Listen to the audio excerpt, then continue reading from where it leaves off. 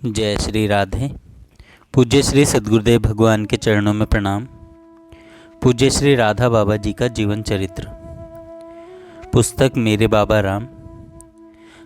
पूज्य श्री राधे श्याम मिश्र जी कहते हैं, स्टेशन पर कार्य पूर्ण करने के पश्चात मैं साय 6 बजे से पूज्य बाबा की सेवा में उपस्थित हो जाता था। कभी कभी बाबा को विश्राम करते रात के 12 बज जाते, तब मैं घर वापस जाता। एक दिन करीब रात के 1:30 बज गए। मैं प्रणाम करके जाने लगा। बाबा ने पूछा, मिसिर डरोगे तो नहीं? मैंने कहा, नहीं बाबा, आप सदा साथ रहते हैं तो डर कैसा। बाबा बोले, भगवान का नाम जपते चले जाओ, भगवान का नाम जपते चले जाओ। मैं वाटिका से बाहर निकलकर एक अंधेरी गली से होकर जा रहा था।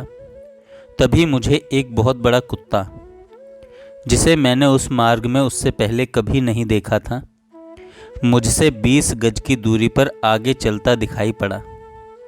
उसे देखते ही मुझे लगा कहीं यह बाबा तो नहीं जो मेरे आगे आगे चल रहे हैं।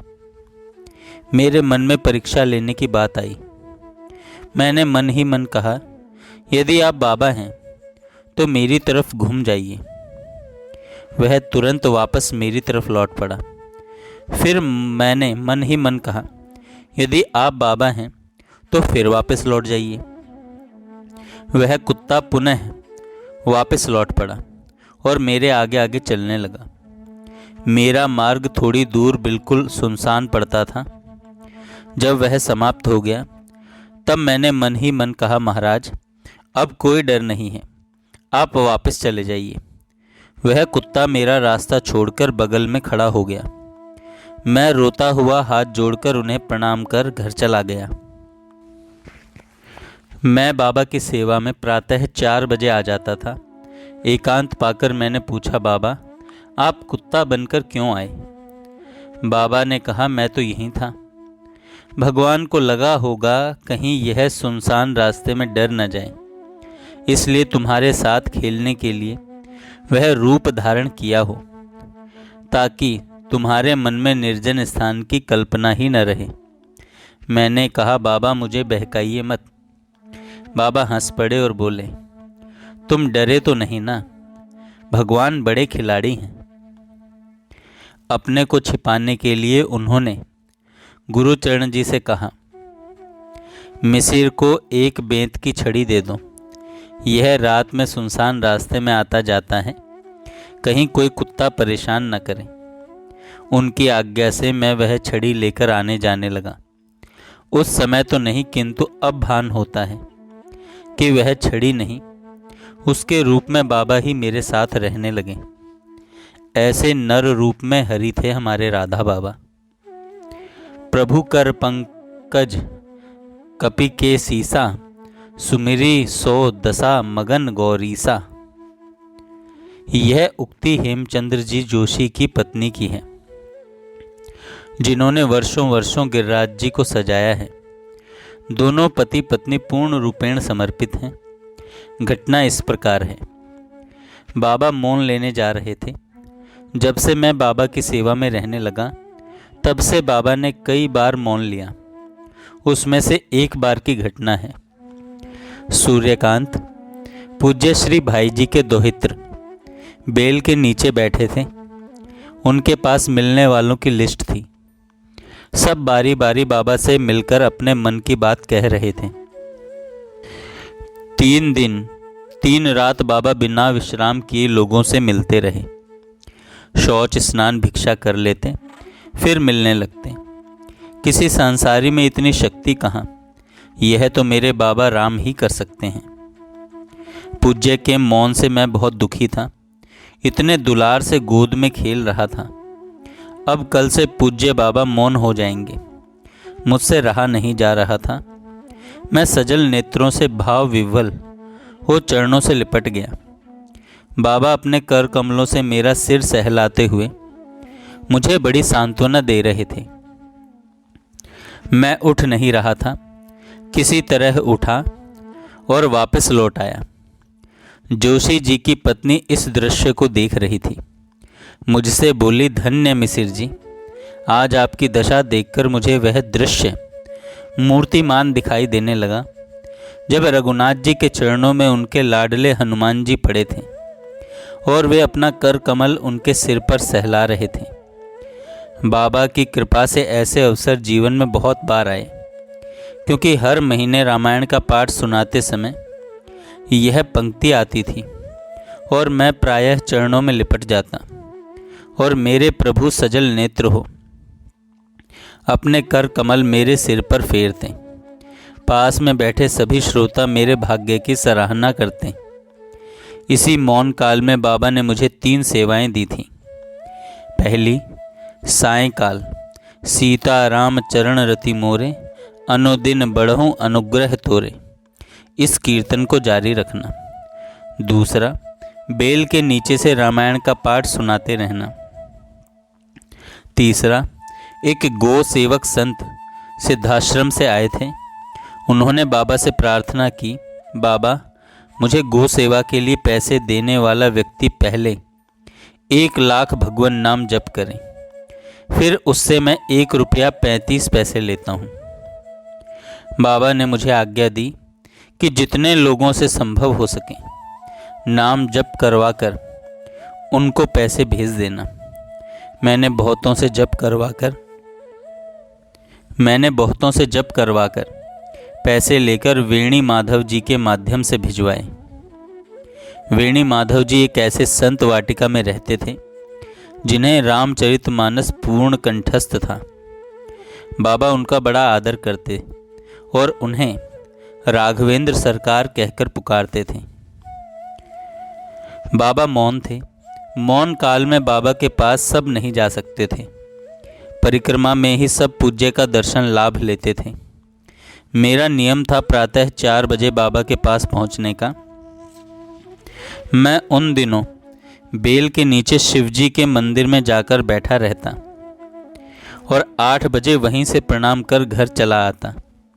फिर सायंकाल 6 बजे पहुंचता और जब बाबा मच्छरदानी में चले जाते तब घर वापस आ जाता। एक दिन प्रातः बाबा शौच गए। बाबा की सेवा में राम स्नेही जी एवं भगत जी रहते।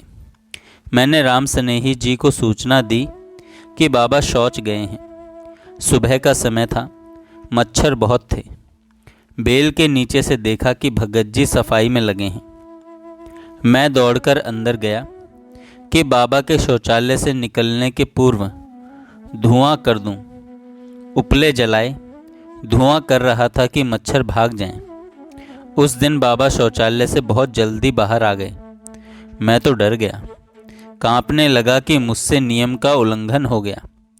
मुझे अंदर नहीं आना चाहिए था। इतनी जल्दी शौचालय से बाहर आना उनका खेल था। मैं हाथ जोड़कर खड़ा हो गया, रोने लगा।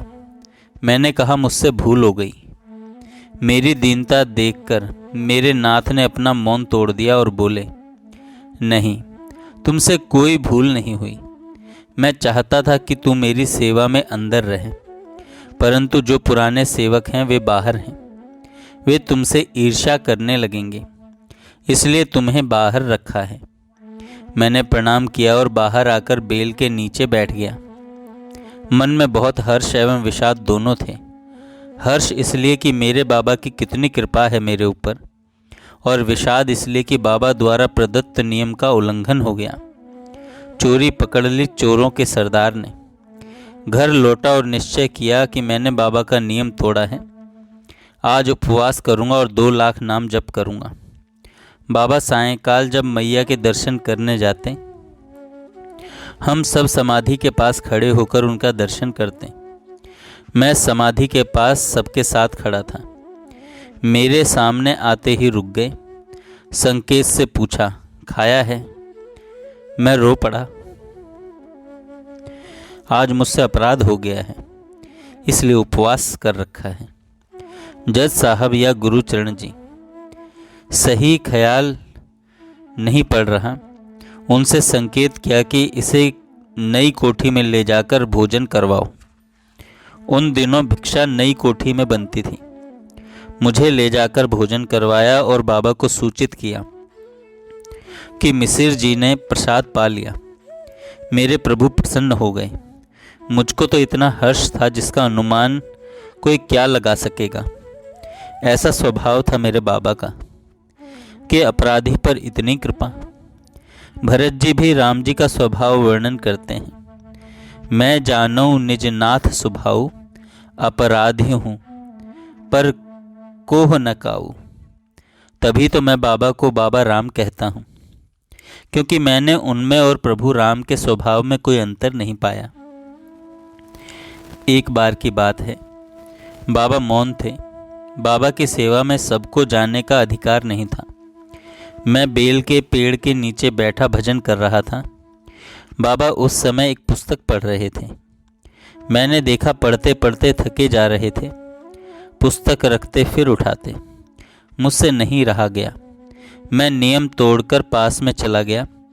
पास में पहुंचकर मैंने कहा, आपको कष्ट हो रहा है पढ़ने में, मुझे दीजिए, मैं पढ़कर सुनाऊं।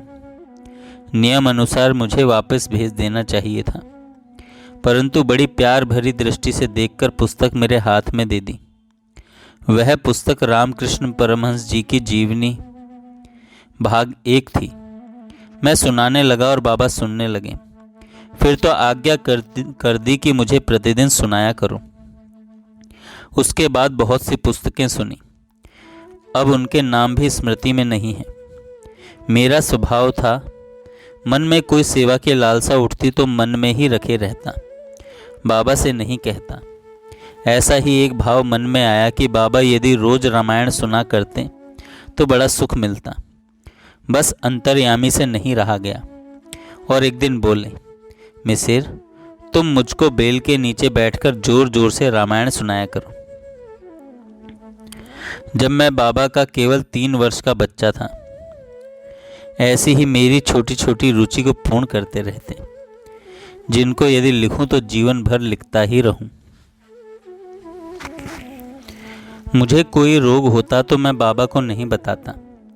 मैं एक बात तो सही सही जानता था कि ये अपने भक्तों के कष्ट स्वयं झेलकर भक्तों को सुखी करते रहते हैं। मैंने सन 1975 से बाबा को बेल के नीचे शिवजी का मंदिर है, उसी में बैठकर रामचरितमानस का पाठ सुनाया करता था। एक दिन दांत में बहुत दर्द था, मसूड़े सूज गए थे, बोलने में कष्ट था। बेल के नीचे पाठ करने से बाबा को सुनाई न पड़ता, क्योंकि जोर से बोलना कठिन था। जाड़े का दिन था, जगरा जल रहा था। बाबा जगरा के पास बैठे ताप रहे थे। मैं पास में गया, प्रणाम करके बाबा से कहा, बाबा आज मैं पाठ नहीं कर पा रहा हूँ। पूछा क्यों? मैंने कहा, मेरे मसूड़ों में दर्द और सूजन है, जोर से बोलने में कष्ट है। आज मैंने भोजन भी नहीं किया है, क्योंकि खाना कठिन है, दर्द होता है। बाबा ने कहा, मुझे क्यों नहीं बताया? चुप रहा। कैसे बताता? बताने का सीधा अर्थ है, आप इसे ठीक कर देते। मैंने मन ही मन कहा। उन्होंने तुरंत अपने दाहिने हाथ से मेरे गले एवं गाल के ऊपर सहलाकर 3 बार आग से अपना हाथ तापा। मुझे तुरंत आराम हो गया, मेरा दर्द ठीक हो गया। फिर मुझसे बोले, आज यहीं बैठकर चौपाइयाँ याद हों, सुना दो, पोथी बाँचने की ज़रूरत नहीं। मैंने उतरी ठाड़ भये सुर सरी रेता, सिय राम गुह लखन समेता, विदा कीन करुणायतन भगति विमल वर देई। एक दोहा सुनाया। फिर गुरुचरण जी से बोले, जाओ भिक्षा से प्रसाद ले आओ, मिसिर ने आज दिन भर नहीं खाया है, इसे यहीं अपने पास खिलाएंगे। वहीं बैठाकर मुझे भर पेट भोजन करवाया। प्रसाद पाने के तुरंत बाद मैंने बाबा से कहा, आपने यह क्या किया? आपने मेरा कष्ट अपने ऊपर ले लिया। बाबा ने कहा, मुझे थोड़ा सा कष्ट जरूर हुआ, परंतु देखो ना, मैंने उसे आग में जला दिया।